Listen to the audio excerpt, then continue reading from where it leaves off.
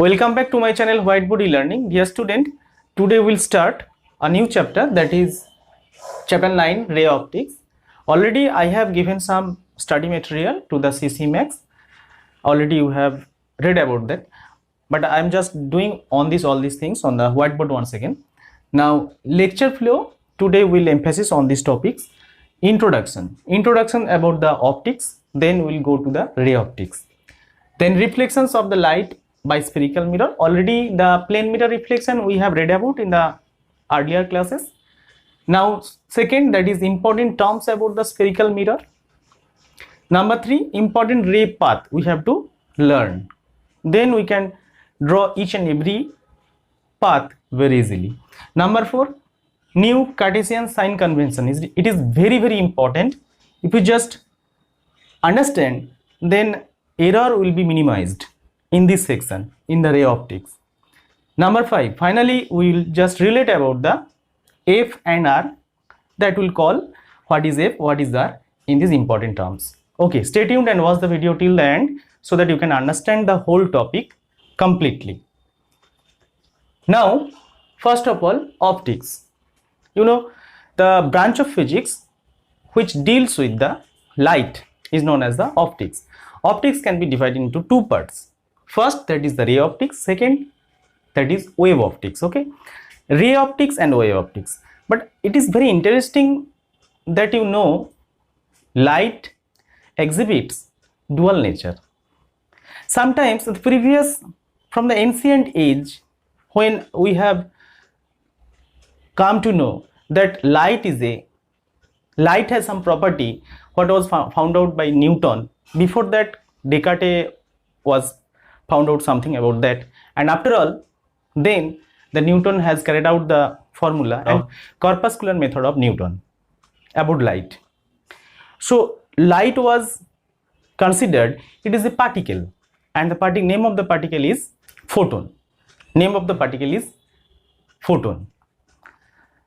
And in this sense, we have realized light always travels in a straight line, rectilinear propagation of light. Actually, in the macroscopic world, when we treat light, the phenomena like reflection, refraction, dispersion, we can understand these phenomena by just applying light is a particle. It has a particle nature, and that is we deal in the ray optics. But apart from that, light has also exhibits other phenomena also, like interference, diffraction and polarization. Actually, this is macroscopic world. You know, the light has very minimum wavelength. The wavelength is very small. So now if the aperture, if the light interact with the object size, object aperture is very small, then it is now microscopic world. So light wavelength is small, with which it is interacting, that is also small. In this situation, the light will exhibit the wave property. Okay, and you know, we know light always travels in a straight line. That is true in the macroscopic world. That is true in reflection, refraction and dispersion. But that is not true if we consider very small aperture, like if you take a blade, and if you beside the blade, if you just, there is a illumination point, like you have taken one LED, and you will see in the screen, suppose in the wall, you will see several shadows. That means light in this case is not propagating in a straight line. So light here bends. These type of things are known as the diffraction. So okay, so now apart from that, if we just discuss about ray optics, and in the ray optics, three phenomena we will understand. We will discuss about the three phenomena. First of all, reflection, that is reflection, then refraction, then dispersion. Okay, so reflection, already we have read about reflection for the plane mirror, and the image formed in the plane mirror, also we have the knowledge how image is formed for a point object, for a extended object. We'll not talk about that. We'll talk about reflection of light by spherical mirror. Now reflection by spherical mirror are of two types. Number one convex and number second is concave. To understand the convex mirror, we'll just draw a sphere, and this is the center of the sphere, and we have taken some part of the sphere, suppose this part, and if we take this part, and this part has two surfaces, the inner surface and the outer surface. You know, the outer surface is bulging out and inner surface somehow depressed, and the inner surface, if we just silvered and the outer surface is now transparent, then it will act as a mirror. This type of mirror will be known as the convex mirror. Okay, now again, if we take a spherical object which is made up of glass, and this is the center, and again if we take a part of that, that is a spherical part, and now this time this part has two surfaces, inner surface and outer surface. If we just silvering the outer surface is now opaque and the inner surface is now transparent, then it will act as a concave mirror. Okay, concave mirror. And you know, this concave mirror is nothing, and convex and concave mirror are nothing, the part of a spherical object made up of some typical material. It may be glass, it may be some plastics, whatever may be, but different material also be taken. Now we'll go to the important terms about this convex mirror and concave mirror. Now to understand the important terms about the spherical mirror, we have drawn, this is, you know, concave mirror, concave, and this is convex. Some important terms. First of all, term will be center of curvature. Center of curvature. This is the first term, very important term about the spherical mirror. You know, this spherical part, what I have written here, drawn here, it is a spherical portion. Yes, this spherical portion has a curvature. So this spherical portion is a part of a sphere. So that sphere has a particular point, a center.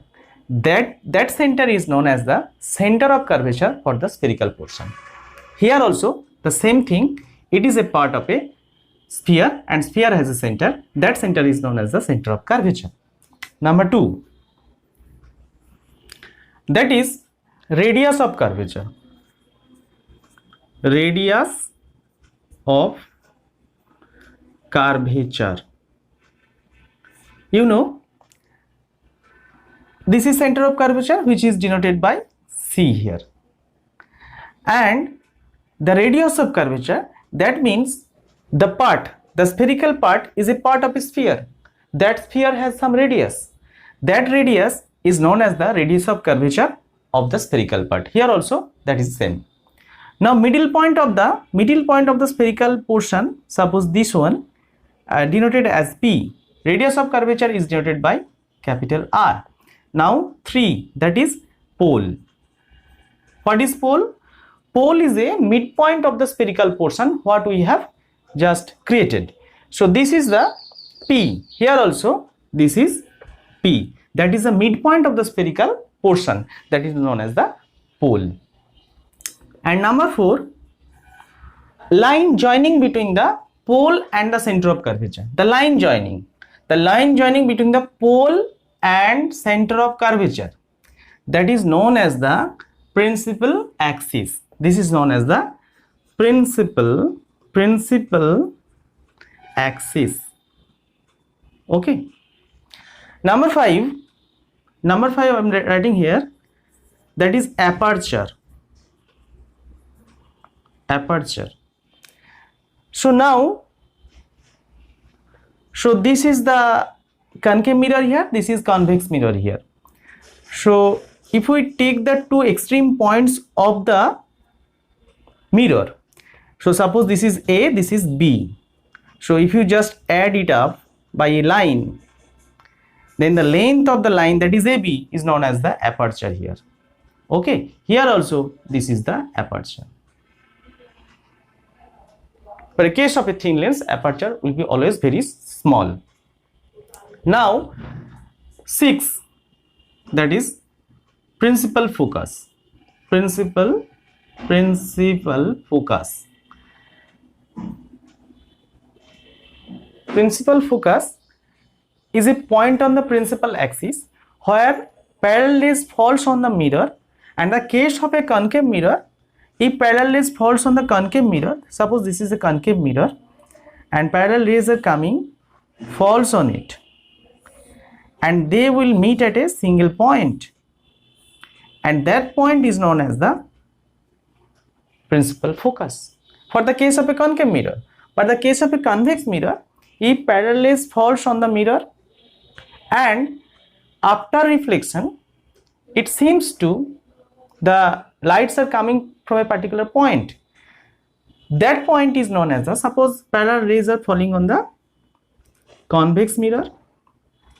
Now after reflection they will go in particular direction and it seems to they're coming from a particular point. This point is known as the principal focus. So what is principal focus? Principal focus is a point on the principal axis where parallel rays falls on the mirror and parallel rays will meet at a point and seems to diverge from a particular point. That point actually known as the principal focus. And you know, here also second point will be there. Number 7, that is the focal length. Focal length. So now what is focal length? Focal length is known as the length between, the distance between the focus and the pole of the mirror. Okay, now here focus and pole of the mirror, that length is known as the focal length. It is denoted by f, small f. Focal length is denoted by small f, but focal point, principal focus, is denoted by capital F. Okay, understood? So these are generally the normal important terms related to the spherical mirror. And now keeping in this mind, these terms will just apply in the important ray paths. If the ray falls on the concave mirror and convex mirror, both parallel rays falls on it, what will happen? If the ray falls particularly through focus, what will happen for the case of a concave and convex? And finally, if the rays passing through the center of curvature, for both the cases, concave and convex mirror, then what will happen? So mainly these three things we have to keep in your mind. So first of all, if we take parallel rays, first of all, these are the spherical part, and this is a concave mirror, and this is the center of curvature. This is also center of curvature. This is also a center of curvature. Center of curvature for convex mirror, center of curvature for the convex mirror, it is also center of curvature. Now the midpoint of that is known as the pole. Here also midpoint is known as the pole. Here also midpoint is known as the pole. Okay, here also same things will appear, P, P, and this is P. Now if parallel rays, the first ray optics, you know, important path, first path, if parallel rays falls on the concave and convex mirror, so parallel rays falls on it, then what will happen? So actually if we just consider the line joining C and P, what is that? Line joining C and P, that is the principal axis. We know that is the principal axis. Now one ray is coming and falls on the concave mirror, that is also parallel with respect to the principal axis. Now after reflection it will pass through focus. You know, generally focus will be the midpoint of P and C. Midpoint of P and C, that is the pole and center. If you just join, then the midpoint of the P and C will be known as the focus. So parallel rays, if falls on the concave mirror, it will just pass through focus. Okay, and what will be the case for the convex mirror? Parallel rays falls on it. Okay, and now you know this point is the intersection, this point is the point of incidence. Then the line joining the point of incidence and the C, it will actually the radius, it is nothing but the radius, this point and this, if we join, this is the radius. So radius always makes 90 degree with the surface of the spherical surface.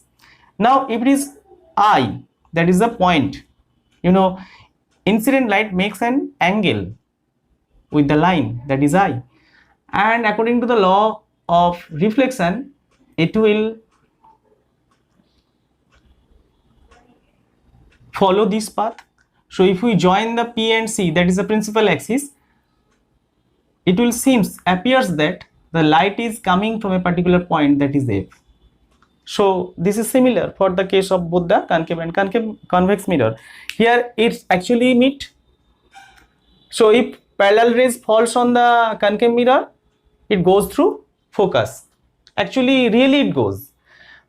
For the case of a convex mirror, if the ray falls on it, parallel ray falls on it, then it will appear, it will seems as it is coming from a focus. So this is the difference. It is a virtual thing, it will be actual. Okay, now case of A, again this is the principal axis, this is principal axis, now this is focus, this is also focus. Now a ray passing through focus, a ray passing through focus, what will happen?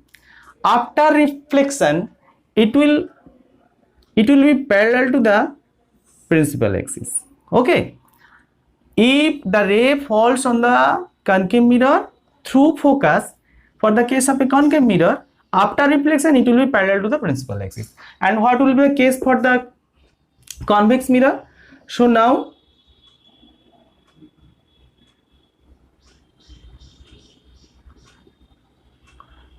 the ray seems to go through focus. After reflection, what will happen? It will just parallel to the principal axis. Now again it is the principal axis, it is also principal axis, it is also principal axis. Now what will happen? If any ray which is passing through the center of curvature, after reflection, for the case of a concave mirror, it will retrace the path. For the case of the convex mirror, it will be the same, but it will appears to meet. Now, so this is a ray falls on the concave mirror. After reflection, it will retrace the path. It will go in the same path but opposite direction. Okay. Now the case for a convex mirror, if it appears to falls on the center of curvature, direct to the center of curvature, after reflection it will follow the same path, it will retrace the path. Why this is happening?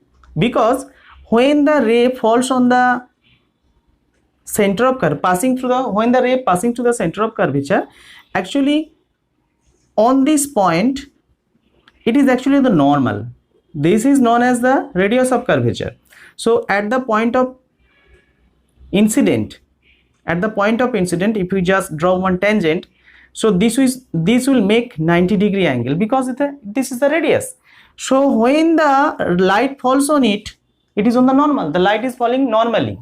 So light is, when falling normally, it will make angle 0 degree. So it will again makes 0 degree angle of reflection. It is the law of reflection follows. So that's why it will retrace the path. Okay, these are the ray paths, important ray paths for the case of a concave mirror and convex mirror. So what is the main theme? Main theme is that for the case of a concave mirror, it is really happening.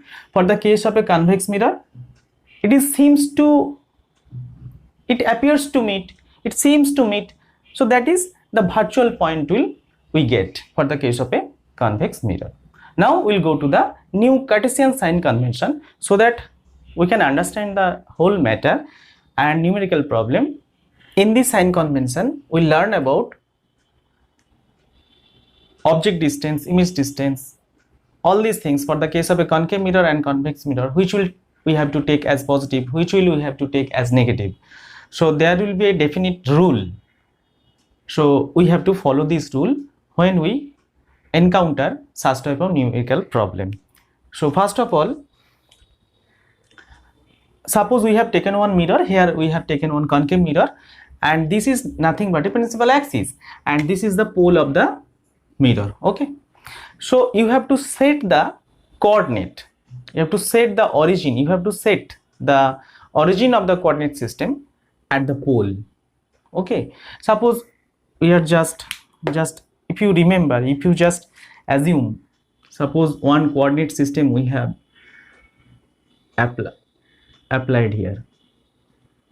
So this is x-axis, the green line is the y-axis, the intersection point of x-axis and the y-axis, this is x-axis, this is y-axis, intersected at a point, that is nothing but the pole. So we have set the coordinate system, that is the origin, what we have taken the origin, that is on the pole.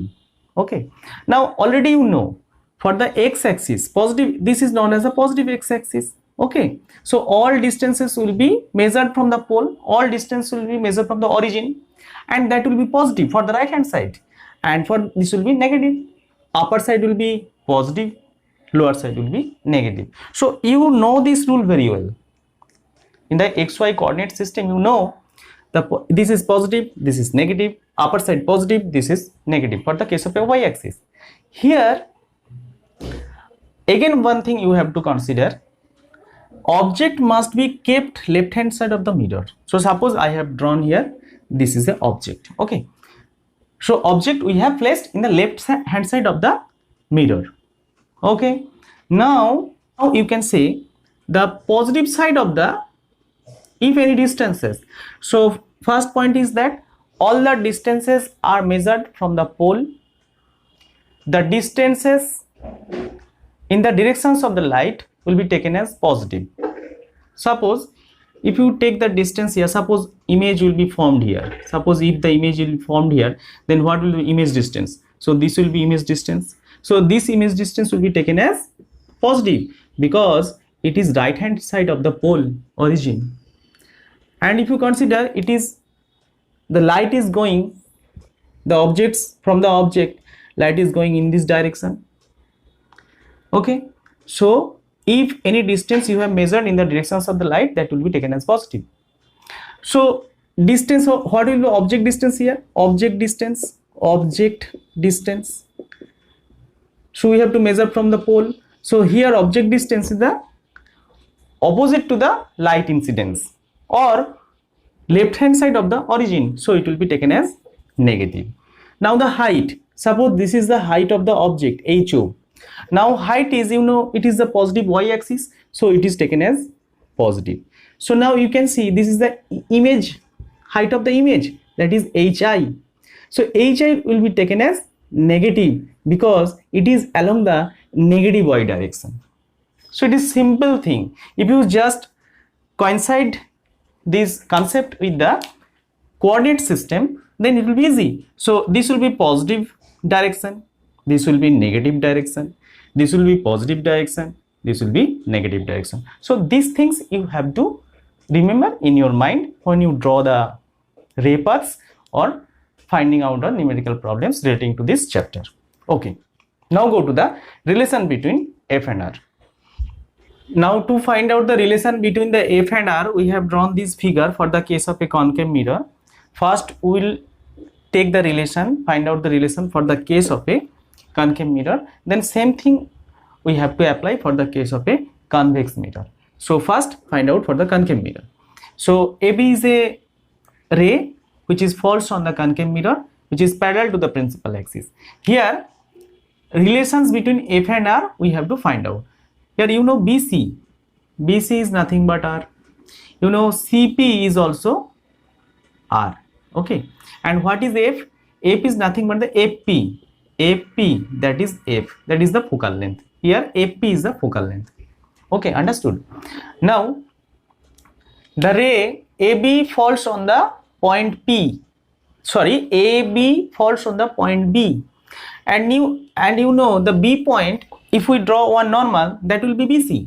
So the incident ray makes an angle with the normal, that is I, and again it will be reflected to the same angle, that is R. So here ABC angle, that is the angle of incidence, and CBF, this is the angle of reflections. These two angles are same according to the law of refraction. Now according to the geometry, AB line and the principal axis, if we consider PC, so these lines are parallel, and this angle and this angle are alternative angles. So according to the geometry, we can write angle ABC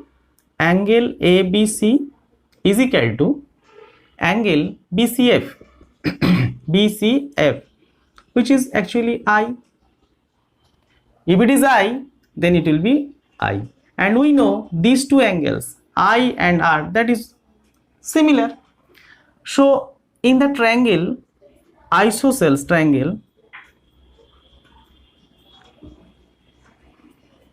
that is BCF, triangle BCF, that is triangle BCF, we can write this angle is equal to this angle. That means opposite to the angle, that is the side, this side and this side will be equal.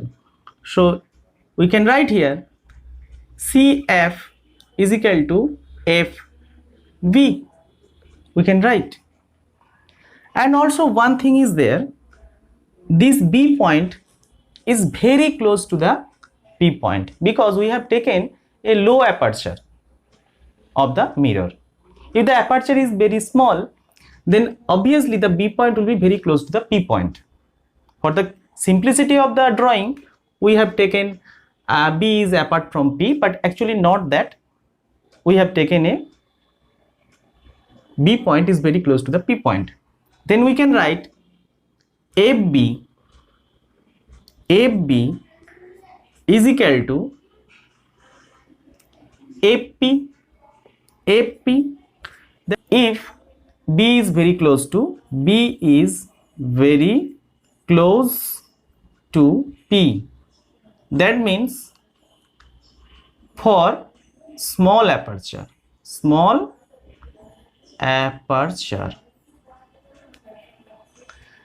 Now from this relation you can write, this is second, these two relation we can write CF is equal to FB is equal to FP. That means these and these are similar. The length of CF is equal to FP. That means F is the midpoint of CP. So here we can write FP is half of PC. What is FP? FP is nothing but the focal length, and half of PC, what is PC? PC is nothing but the radius of curvature. So this is the relationship. So relationship in between the focal length and radius of curvature for the case of a concave mirror, F is equal to half of R. And these similar things we will apply for the case of a convex mirror. Try it yourself in your home. And up to this today. So thank you for watching my video.